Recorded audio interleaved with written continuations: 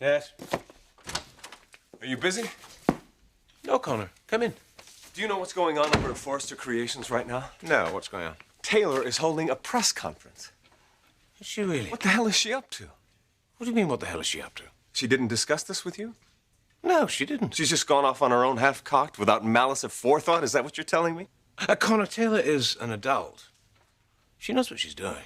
Oh, I'm sure she knows exactly what she's doing. She's making a play for Ridge. That's obvious. No, it's not. All right, Doctor. What's your take on all this, then? Connor, a year ago when Taylor left for that conference, she was one of the most talked about and one of the most sought-after psychiatrists in this country. Your point being? Well, she had a brilliant career. She loved her work. She was good. She was exceptionally good, Connor. And not to mention her personal life, which was equally satisfying. Now, you tell me, a woman who had such a fulfilled marriage and who was so deeply involved in her work to suddenly wake up in a foreign country, plucked from everything she held so dear, is that right? Is that not tragic? My God, it's a fate worse than death, and you know it. Taylor is regaining what she lost. That's what she's doing. She is trying to right herself. But it's at Brooke's expense. That's what's wrong with this, James. If Taylor gets everything she wants, then Brooke suffers. And she shouldn't.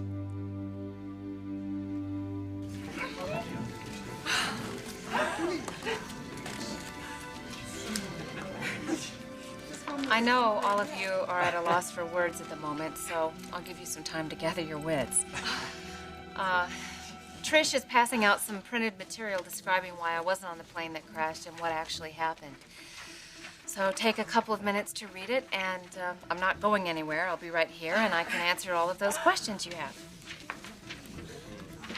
I have a question. Yes. You're right, this is absolutely unbelievable. None of us expected anything like this.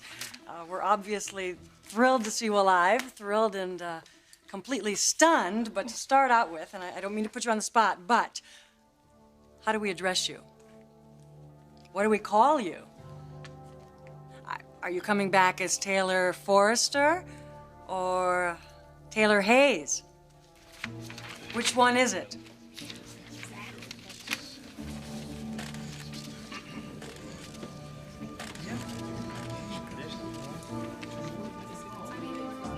My legal name is Taylor Forrester, so naturally I would be using that name. All right. Do you still intend to practice medicine?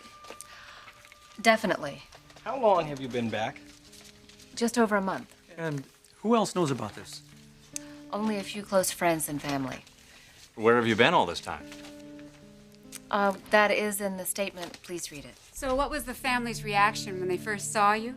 Amazement and joy. I'm still working through it. What about you, Ridge?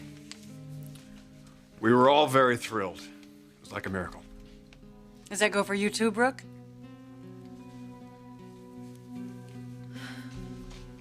Yes, it does. Mrs. Forrester, I see from your statement that you were physically assaulted and spent some time recovering. Is that what you've been doing this past year, recovering from your injuries? And if so, where? And with who? And why didn't you contact your husband or your family? In short, there's a lot of gaps in this statement, Mrs. Forrester. I wonder if you could clear that up for us.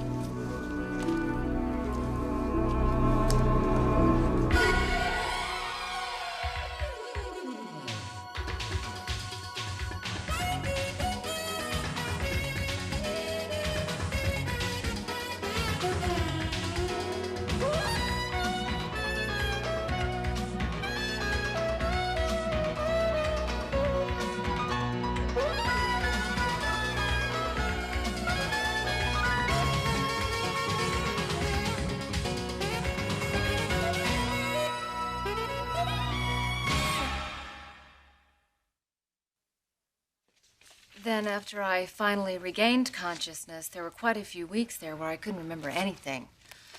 Fortunately, I was being cared for by some really wonderful physicians who really helped me in my full recovery. Who oversaw your recovery? You mean the doctor of record?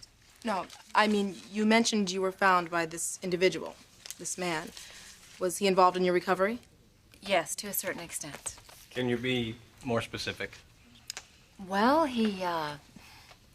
He was very nurturing and very helpful. What's his name? I'd really rather not disclose that at this time. Why not?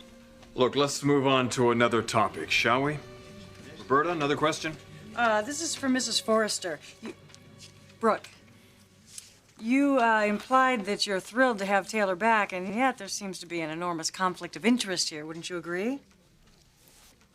No, I wouldn't. What conflict are you talking about? What conflict? Your marriage, for heaven's sakes. I really wouldn't make too much out of this, Roberta.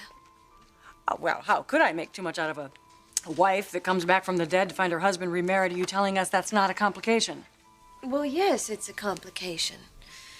As is running a company, raising children, dealing with the media. Life is complicated. And this is just one of life's little complications. If you want to report it as Little Charles, feel free to, but those weren't my words. But what are your words, Brooke?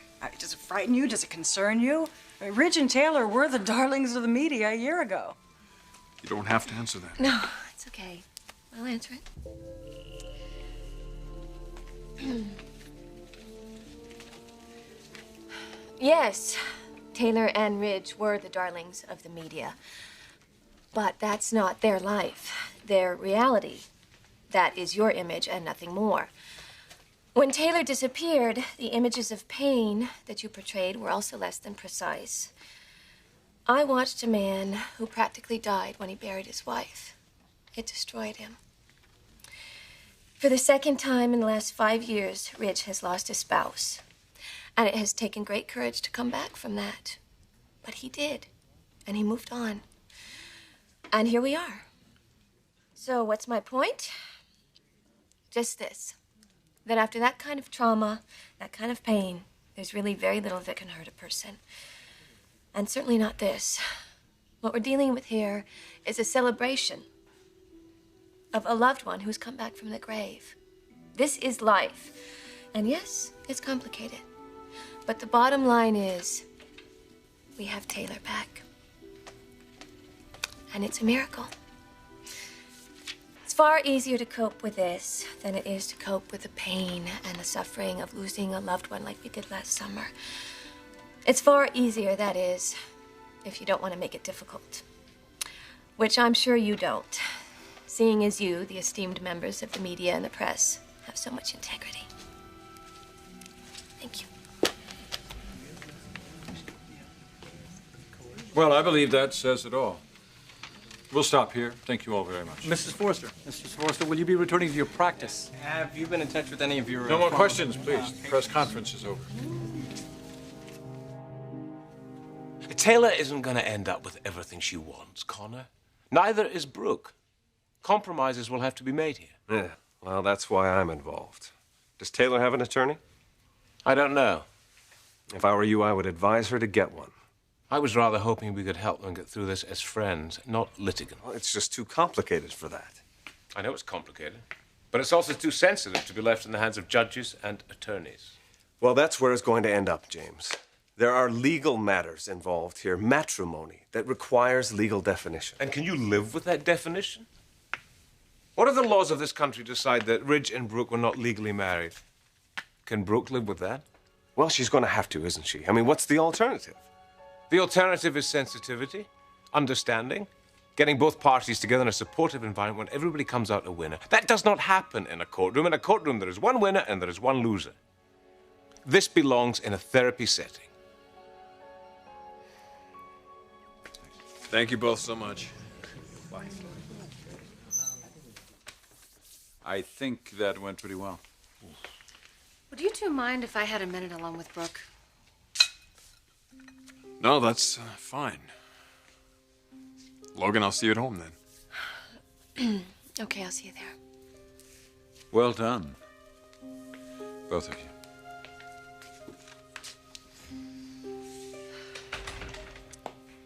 Yes, Brooke. Very well done.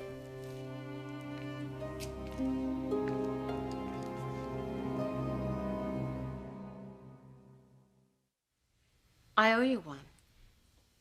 Yes, you do. Okay. But why did you do it? Why did you bail me out in front of all of those reporters? I bailed myself out. No, it was more than that. And you could have used that opportunity to create a scandal about Omar and me, but you didn't. And in the process, you made it sound like you were actually glad to have me back. Taylor, I don't hate you. And contrary to what you may believe, I don't wish you were dead. Look, I'm really exhausted. I have to go get some rest. Thank you, Brooke. You're welcome. I just hope I can thank you as well someday.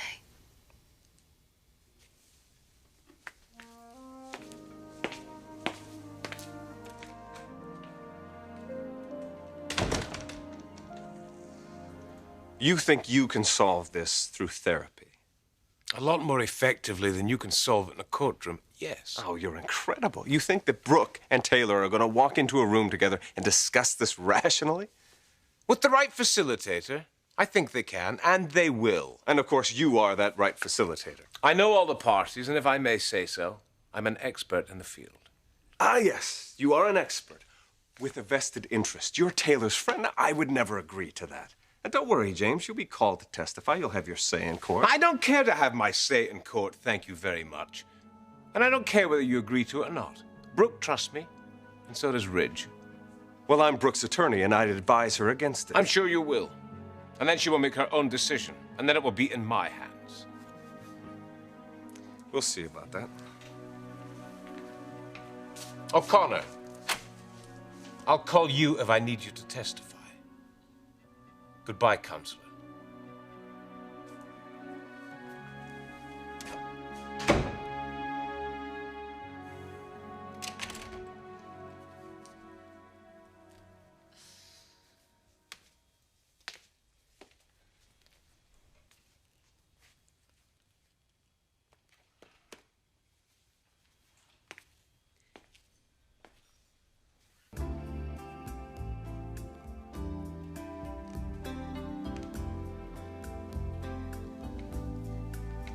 So what's all this?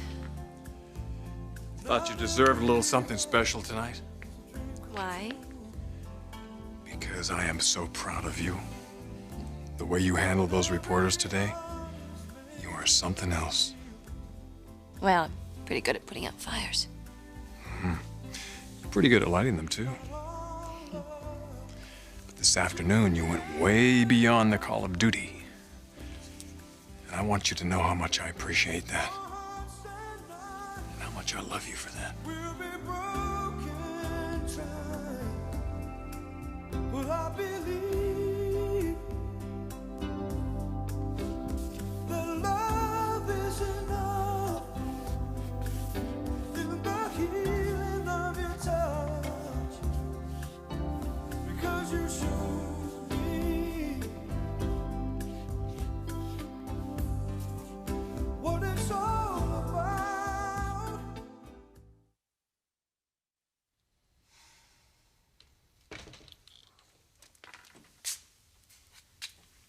Taylor, how do you feel? Feeling pretty lonely at the moment. Well, you're bound to feel that from time to time. There's such a tendency for me to blame myself for all of this. You think you deserve that? No, I don't. But I look at this family, Eric, a family that I love, a man that I love, and every time I face any of you, I can't help but be aware of the turmoil that I'm bringing to your lives now. Well, that's not entirely true. Yes, it is. You've all moved on with your lives, every one of you. And part of that process involved putting me in the category of a memory and Brooke in the category of family. You're a member of this family, Taylor. You always will be. No, but not like before. Don't you see? Brooke is Ridge's wife now. That's the way you see her. I wouldn't expect you to see her otherwise. But I'm also Ridge's wife. And as much as I wish all of you could accept that, I know I can't expect it overnight. Listen to me. You're right. Brooke is a member of this family. But so are you. And the issue of who Ridge is married to is something that you and Ridge and Brooke are going to have to settle between yourselves. The rest of us will be counsel. Of course, we're going to support our son, but we're not going to take sides in this. Stephanie's already taken sides. And I suspect by the time this news gets out that I'm alive, everyone will take a side. I suppose that's inevitable. After all, I've certainly taken a side. I was robbed of a year, and I can't get it back. But I can and I will pick up where I left off. I'm moving on with my life, Eric. Hopefully that will include a husband that I love. A husband that I never intended to leave.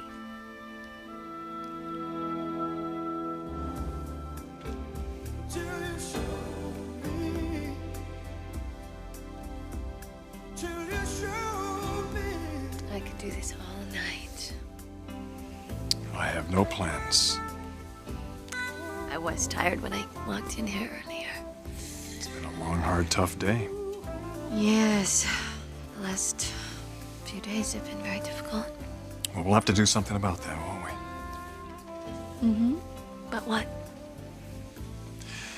I don't know, but I intend for this not to drive you crazy. Or me either, for that matter. Or Taylor? Or Taylor.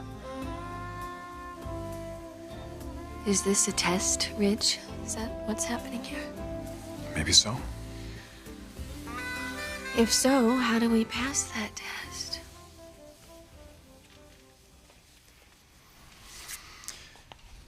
You know what I find so great about today?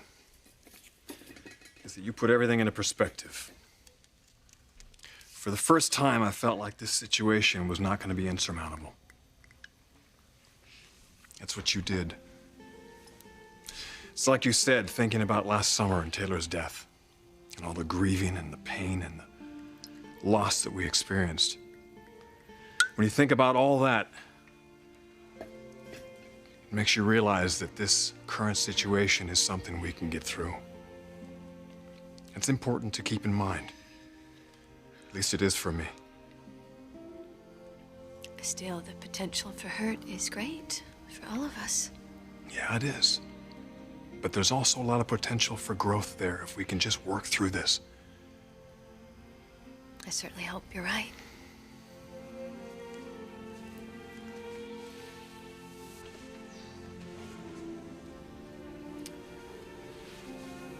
Pain is a part of life, Brooke. It's what you make of it, how you cope with it. And you and I are gonna make the most of it. You, me, and the kids. We're not gonna let this thing tear us apart. Well, how do you do that? How do you prevent that? Short of Taylor leaving town, of course. I don't think she's going to do that. And I wonder if you even want her to. Look, I think the trap here is focusing more attention on Taylor than on each other.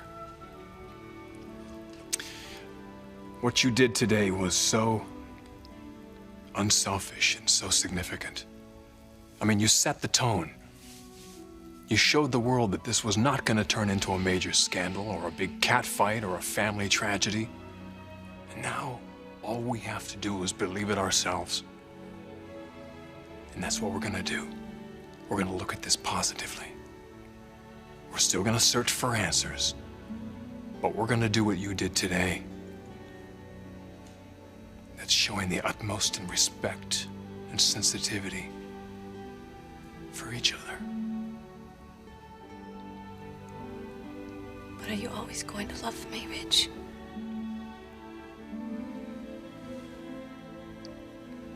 That's what I really need to know.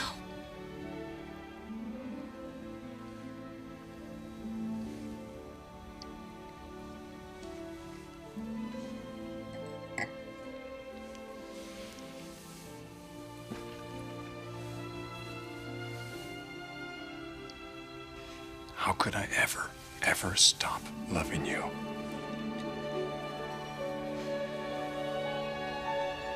How could I ever?